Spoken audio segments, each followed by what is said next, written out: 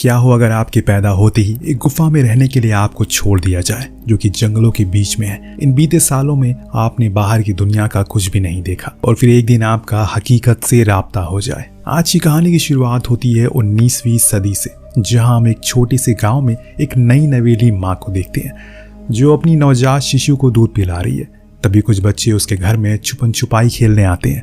उसने उन्हें डांट कर भगा दिया, लेकिन जब वो वापस आई तो उसकी रूह कांप गई। ऐसा इसलिए क्योंकि वहां पर एक बूढ़ी औरत की आत्मा बैठी थी, जिसके हाथ में उसकी बेटी नवीना थी। उस औरत का शरीर किसी शैतान जैसा लग रहा है। वो सिर्फ एक चीज बार बार कह रही है, उसे उसकी बेटी का ताज़ा खून चाहिए।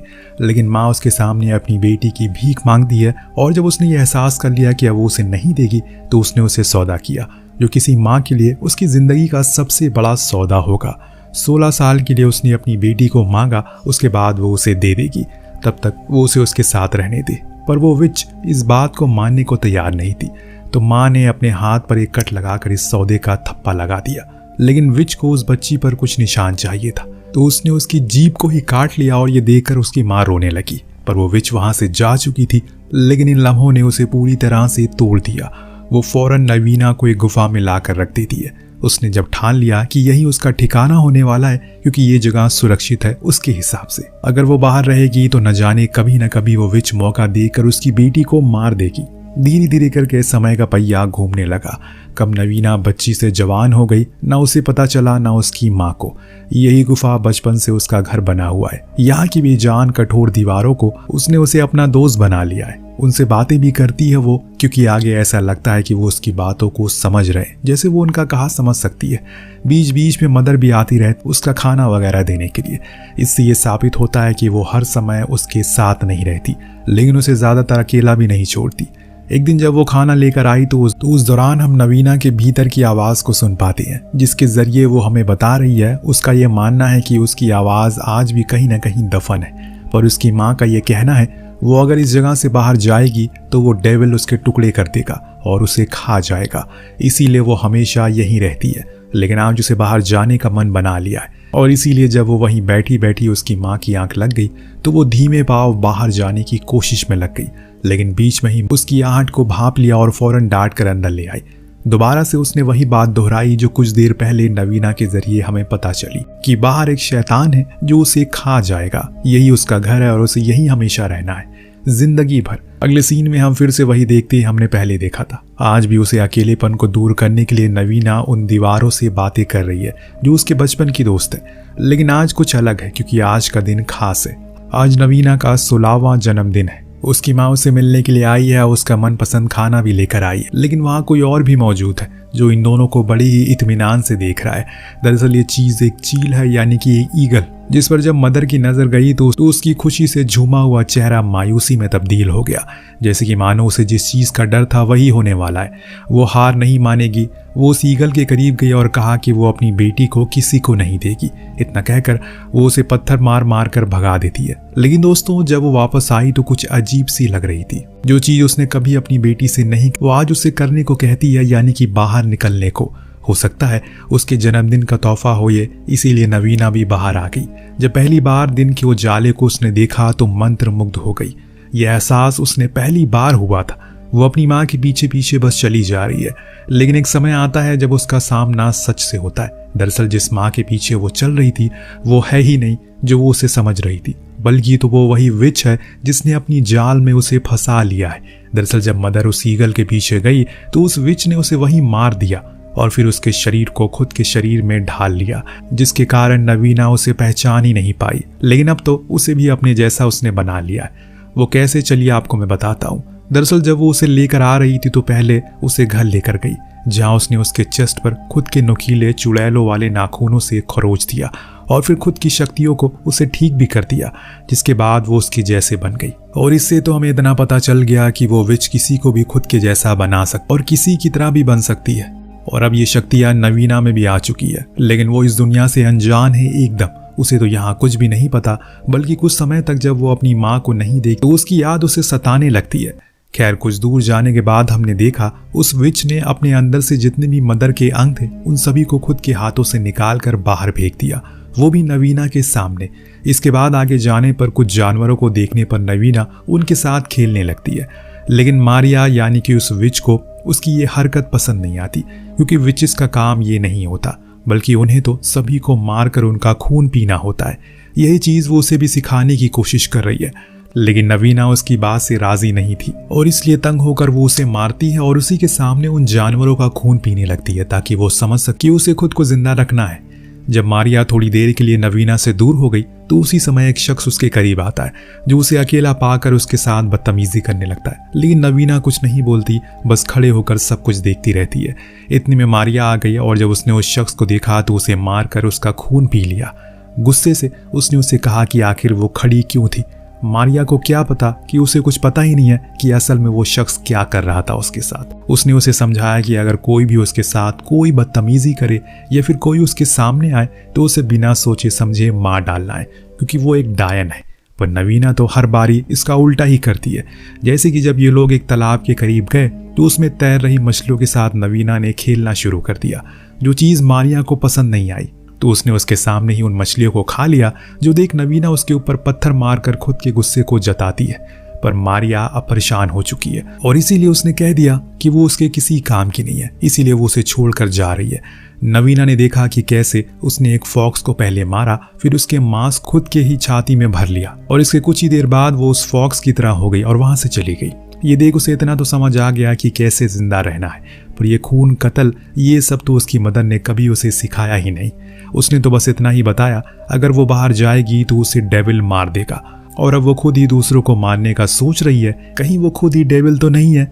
अब 16 साल की नवीना की कश्मकश जंगल में इधर उधर भटकती रहती है। उसे कुछ समझ नहीं आ रहा है कि आखिर वो करे तो करे क्या, कहाँ जाए, किससे मदद मांगे, कहीं लोग उसकी सच्चाई को जानकर उसे मार ना दे। इतना सब सवालों के घेरे में घिरी नवीना वहीं पत्थर के सहारे लेट गई, अपनी माँ की यादों में गुम सी गई। इतनी ही देर में उसे कुछ औरतों की आवाजें सुनाई थी। वो उन्हें सुनने के लिए चली गई, जहां उसने देखा एक लेडी अपने बच्चे को जन्म दे रही है और इसमें उसके कुछ साथी भी उसकी मदद करते हैं। वो चोरी छुप के उस गांव में चली गई और सारी चीजों को बड़े ही गौर से देखने लगी, लेकिन तभी एक बच्ची ने उसे देखकर चिल्ला डाला। वो फौरन भागकर एक घर में छुप गई जहां एक छोटी बच्ची लेटी थी, जिसने जब उसे देखा तो रोने लगी। जो देख बॉसिल्का, जो उस बच्ची की माँ, वहां आ गई। इसी दौरान जब उसने नवीना को देखा तो उसने अपनी बच्ची से दूर कर दिया।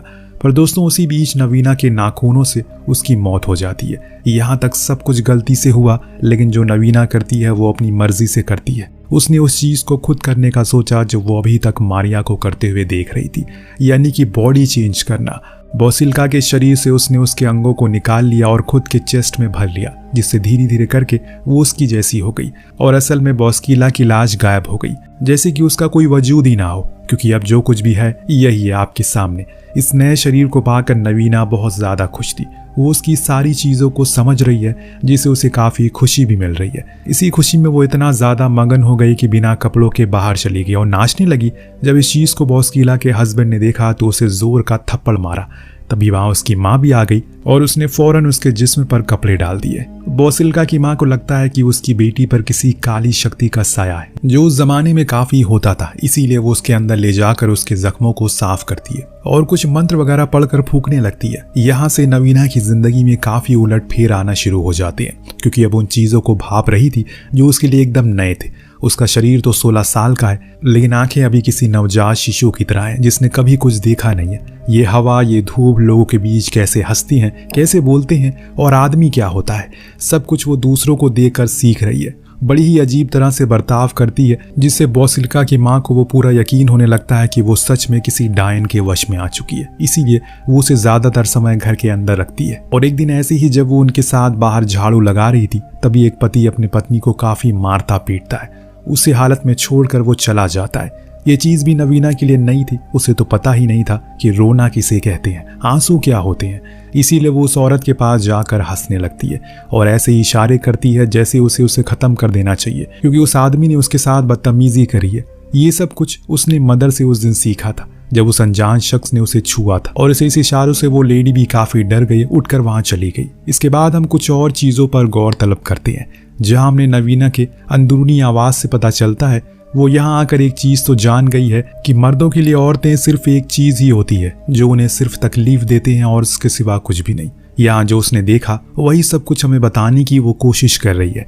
एक दिन जब बॉसलिका अपनी बेटी के साथ होती है तो वहाँ मारिया आ जाती है, जिसको देखकर वो थोड़ा हैरान थी कि वो अब यहाँ क्या करने आई है। दरअसल वो तो उसे बस इतना कहती है कि जो रास्ता उसने चुना है वो असल में एक कैद खाना है और यही लोग समय आने पर उसके शरीर के टुकड़े टुकड़े करके उसे मार डालेंगे। नवीना कुछ भी समझ नहीं पाती कि ऐसा उसने क्यों किया, पर वो बस इतना ही कहकर वहाँ से चली गई। उसी रात बॉसलिका का पति उसकी इजाज़त के बिना ही उसके साथ इंटीमेट होने की कोशिश करता है, पर यह चीज़ नवीना को पसंद नहीं आई। उसने खुद के बचाव के चक्कर में उसका कत्ल कर दिया और फिर बॉसलिका के मांस को खुद के शरीर से निकालकर अपने असली रूप में आ गई और वहां से दूर भाग गई। अगले दिन जब गांव वालों ने देखा कि बॉसलिका गायब है और उसका पति मरा हुआ है तो वो समझ गए कि ये जरूर उसी का काम है, क्योंकि वो कई दिन से ऐसी ही बहकी बहकी बातें कर रही है। उधर नवीना अब फिर से अकेले इधर उधर घूमती लगती है, परंतु इस बारी वो एक अलग रूप में थी, एक कुत्ते के रूप में। जब वो एक नदी किनारे पहुंची तो देखा कि वहां पर कुछ लड़के जो बिना कपड़ों के थे वो दो लड़कियों को छेड़ रहे हैं, उनके सामने गलत इशारे कर रहे हैं, जिसे तंग आकर वो लड़की वहां से चली गई। अब नवीना एक बार फिर से असल रूप में आ गई और इस बारी उसके शरीर पर एक भी वस्त्र नहीं थे। जिस बीच उसने बोरिस नाम का लड़का देख लेता है जो उसकी तरफ खींचा चला आया और उसने भी वही किया जो बॉसलिका के पति करने की कोशिश कर रहा था। तो यहाँ नवीना ने उसे मारकर खत्म कर दिया और इस बारी वो खुद को एक मर्द में तब्दील कर लेती है, जो एहसास उसके लिए काफ़ी अजीब होता है क्योंकि वो पूरी तरह से अब बदल रही थी। जब वो बोरिस बनकर गांव में आई तो वहाँ सभी ने जब उसे नग्न अवस्था में देखा तो नाराज़ नहीं हुए, बल्कि हंसने लगे, खुश हुए। उन्हें ऐसा लग रहा है कि बोरिस किसी लड़की के साथ इंटीमेट होकर आया है, जो वहाँ के मर्दों के लिए काफ़ी बड़ी बात थी। पर यही चीज़ अगर औरत करती तो उसे मार खानी पड़ती। ये देखकर नवीना भी हैरान थी, परंतु जैसे जैसे वो मर्दों के साथ रह रही है, उनके कामों को कर रही है, उसे समझ आने लगा है कि किसी जिंदगी ज़्यादा बेहतर है और खुशहाल है। एक मर्द होकर वो चाहे कुछ भी कर सकती है, किसी के साथ भी हंस बोल सकती है, जब मन चाहे कहीं जा सकती है। लेकिन एक औरत बनकर उसने ये सब कभी महसूस नहीं किया। उसने खुलकर कभी हंसा नहीं। लेकिन एक दिन जब वो गांव के बच्चों के साथ डॉल के साथ खेलती दिखी तो सभी को बोरिस पर शक हो गया, कहीं उस पर वुल्फ डेविल का साया तो नहीं आ गया, क्योंकि ये सब काम मर्द थोड़ी करते हैं। इसीलिए जितनी भी औरतें थी उन्होंने उस पर जादू टोना करना शुरू कर दिया।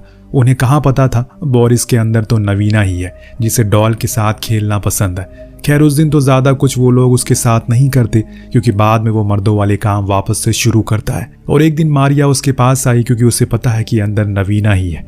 यहाँ भी उसने वही कहा जो उस दिन कहा था जब वो बॉसलिका के रूप में थी, पर बोरिस ने उसे कुछ नहीं कहा। तभी उसे एक औरत पुकारती है, जिसके पीछे जाने पर वो उसके साथ इंटीमेट होने लगती है, जो देख नवीना समझ गई कि प्लेजर किसे कहते हैं। एक दिन जब वो ऐसे ही काम में मगन थी तो तभी उसे कुछ बच्चों के चिल्लाने की आवाज़ आई। वो उन्हें देखने के लिए गया और वहां देखा कि एक बच्ची खाई में गिर चुकी है और उसके माथे से खून बह रहा है। सभी लोग इधर उधर चले गए मदद की गुहार लगाने के लिए। इसी दौरान नवीना ने उस बच्ची के फ्लश को अपने चेस्ट में भर लिया और अब वो उसके रूप में आ चुकी है।